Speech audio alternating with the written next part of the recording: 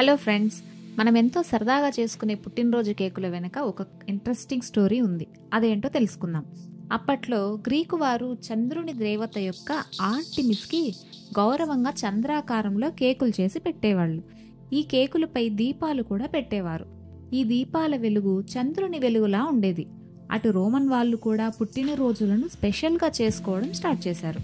పిండి గింజలు తేనెలతో తీయగా కేకులు చేసుకుని వాళ్ళకు కావలసిన వ్యక్తులను పిలుచుకొని సెలబ్రేట్ చేసుకునేవాళ్ళు. ఆ తర్వాత 18th సెంచరీలో జర్మన్లు కూడా కిండర్ ఫెస్ట్ అనే పండుగ సందర్భంగా పిల్లల పుట్టినరోజులను వారి వయస్సుకు సంబంధించిన నంబర్లను మైనంతో తయారు చేసి వెలిగించేవాళ్ళు. ఇలా క్యాండిల్స్ వెలిగించే సాంప్రదాయం మొదలైందన్నమాట. తర్వాత మారుతున్న కాలంలో కేక్స్ ప్రిపరేషన్ చాలా ఈజీ అయిపోయింది. దాంతో అందరికీ కేక్స్ అందుబాటులోకి వచ్చేసాయి. ఇలా పుట్టినరోజు నాడు కేకుల సాంప్రదాయం మన డే టు డే లైఫ్లో ఒక భాగం అయిపోయింది.